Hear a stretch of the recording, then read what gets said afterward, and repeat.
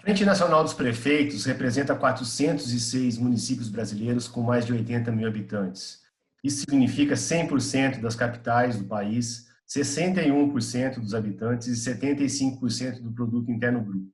No Papo com o Editor desta semana, o Broadcast Político conversa com o presidente da FNP, da Frente Nacional dos Prefeitos, e prefeito de Campinas também, Jonas Donizete. Vai me acompanhar Beth Lopes, que é também editora do Broadcast Político. Prefeito, muito obrigado por nos atender. Eu é que agradeço, estou à disposição para a nossa conversa. Prefeito, o projeto de socorro financeiro aos municípios, né, estados e municípios, especificamente aos municípios, no caso da FNP, que sofrem com a pandemia, foi aprovado na Câmara e depois foi refeito, voltou para o Senado, voltou para a Câmara, ontem foi aprovado na Câmara e agora deve voltar novamente ao Senado para poder, já que foram feitas mudanças. Essa tramitação, prefeito, ocorre em meio a uma urgência necessária, né, de combate ao coronavírus e à perda de receita. Essa série de alterações prejudica os municípios?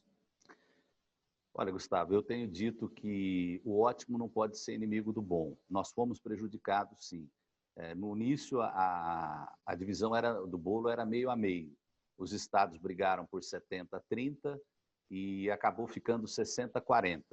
Se você pegar o gasto de saúde do ano passado, tirando o Covid, os municípios suportaram 53% dos gastos e os estados 35%.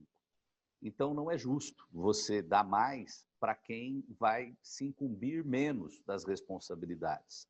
Agora, tem o outro lado, a gente precisa desse dinheiro, tem uma premência, né, para manter serviço de lixo, para manter também parte de transporte público e para pagar o salário de quem está trabalhando nos hospitais atendendo a população.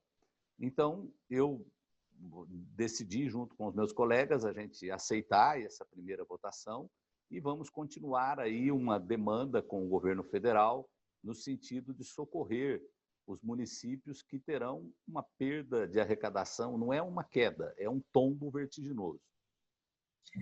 Prefeito, qual a maior dificuldade que vocês estão enfrentando? Obviamente, além da questão financeira, né, dos recursos que não estão chegando, tem também a pressão dos comerciantes, né, que querem voltar, né, ao trabalho, ambulantes. Como é que vocês estão enfrentando isso? Olha, Elizabeth, você sabe que eu falo que essa é aquela situação que todo mundo tem razão. Então fica difícil você ter aí uma posição mais extremista de qualquer um dos dois lados. E o problema é que nós estamos tendo no Brasil algumas posições extremistas. Por exemplo, o comerciante que se queixa, que não está vendo horizonte, que não sabe como é que vai fazer, ele tem a razão dele, ele está preocupado com a sua subsistência, né? Por outro lado, os agentes públicos que pregam o isolamento também estão corretos, porque já foi provado que ele é eficaz para segurar um pouco aí a difusão do vírus e tirar a sobrecarga dos hospitais. Eu diria para você que a dificuldade maior administrativa agora tem sido você... Cada região tem uma realidade. Eu vou falar aqui em Campinas, por exemplo. Eu estou com uma situação administrada, eu estou com leitos à disposição, eu estou com uma situação controlada. É grave, mas é algo que a gente não vê cenas como vê em outras partes do Brasil. Então, é difícil eu explicar para as pessoas que, mesmo nessas circunstâncias, elas têm que continuar tomando todos os cuidados. Essa é a minha dificuldade.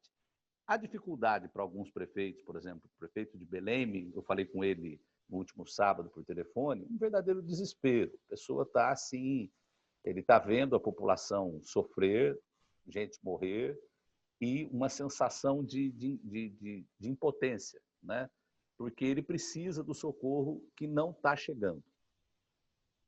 Prefeito, a gente o senhor está em Campinas e, curiosamente, a gente está em cidades do interior também grandes. Eu estou em Ribeirão Preto, a Beth está em São José dos Campos. São cidades que tentaram afrouxar as regras do isolamento, do comércio, mas foram proibidas pela justiça depois. Como que a FNP está orientando esses municípios que foram barrados na justiça, principalmente aqui no estado de São Paulo? Bom, isso está um pouco confuso na cabeça da população, né? Porque o STF decidiu que os governadores e prefeitos teriam autonomia, né? Mas eu tenho orientado os prefeitos a não entrar nessa demanda judicial.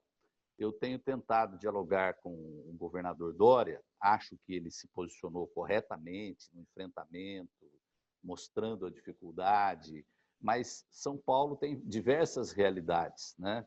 E eu diria que algumas regiões, elas estão com uma situação mais controlada do que a capital e a grande São Paulo.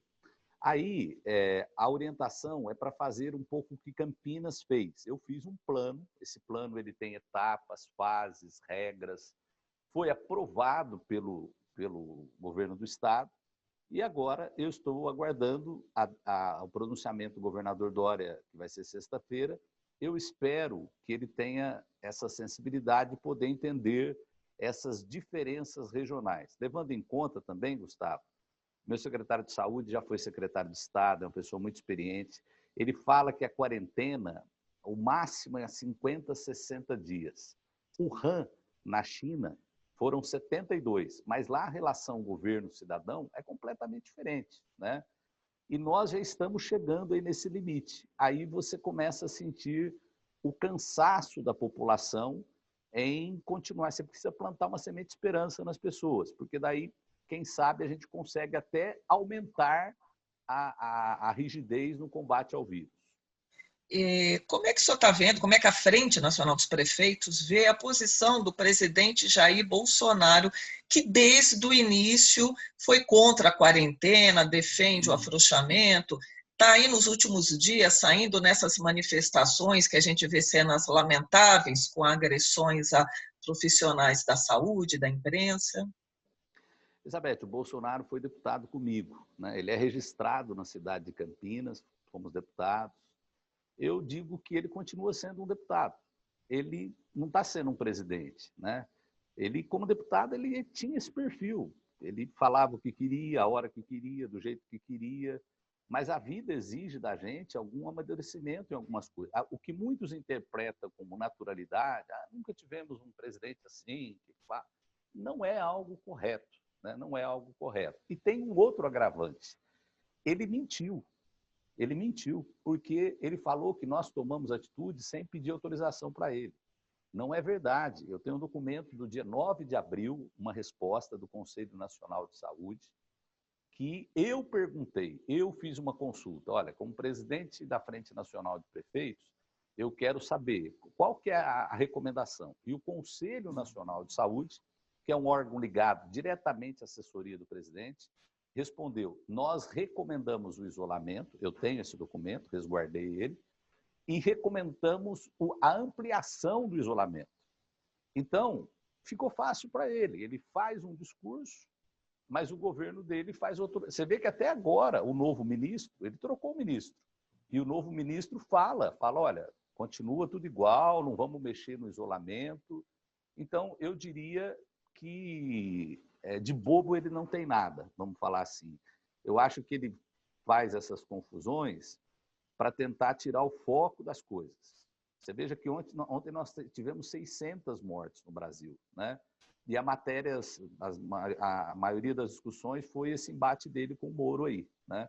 Então eu não te diria, eu não me surpreenderia se não tivesse sido algo calculado da parte dele. Não calculado com refinamento, mas calculado pelo temperamento dele. Calculado ele rebater o Moro e falar para poder tirar o foco do que importava ontem, que foi o recorde de mortes, não é isso? Porque não dá para você ter outra visão, né? Os fatos, eles têm que ter a primazia, a importância que nós damos para ele. Qual foi o principal fato do Brasil ontem? Morreram 600 pessoas de Covid, né? E eu não ouvi uma palavra do presidente sobre isso. Você pergunta para ele, ele tergiversa, ele já deu respostas até inadequadas aí, e é uma coisa que ele não vai fazer. Ele quer se descolar dessa coisa do vírus, da pandemia, né? E, no meu entendimento, estrategicamente, para lá na frente, ele atribuir culpas, como ele já está fazendo agora. Prefeito, entre os impactos previstos aí da Covid-19, está um possível adiamento das eleições municipais que estão previstas para outubro. Como que a FNP se posiciona em relação a essa possibilidade? A entidade defende a postergação para até dezembro, como alguns ministros do Supremo e o próprio presidente da Câmara defende, ou a prorrogação dos mandatos dos atuais prefeitos para 2022, coincidindo aí com as eleições gerais? Olha, Gustavo, eu tenho tido uma posição, eu não tenho assim, um interesse maior, porque eu não vou disputar, eu já fui reeleito. No caso, talvez, quando muito, aí, uma prorrogação de mandato. Mas numa fase como essa, para ser sincero para você, eu não sei se isso é prêmio ou castigo, né, de você estar tendo que administrar aí uma situação tão dura. Agora, eu tenho orientado os prefeitos a não tomarem posições apaixonadas, né? O que eu vejo? O adiamento para dezembro, você já pensou a gente fazer um segundo turno entre Natal e o Ano Novo, né? É uma coisa que fica meio... Agora também me parece que eles estão querendo implementar regra de eleição suplementar. Eu acho que isso prejudica, por exemplo, quem não é conhecido. Eleição suplementar são 10 dias de campanha, né? Agora, também nós não podemos deixar de entender que a gente está vivendo um momento atípico. Por exemplo, você me faz essa pergunta hoje, que é o último dia das pessoas regularizarem situação eleitoral. E você acha que alguém está pensando nisso, numa situação como essa que a gente está vivendo? Ah, será que o meu título está em dia? Será que eu... Ninguém está pensando, né? Então, eu diria que existe uma premência aí de uma decisão. Eu topo dialogar, topo conversar, mas o ministro que assumiu a presidência do TSE disse que vai aguardar o momento certo. Então, vamos aguardar aí o momento certo para esse diálogo. Eu sou a favor de reverter o fundo eleitoral esse ano para a questão de saúde pública e, se possível, dividir com os municípios. Isso eu sou favorável.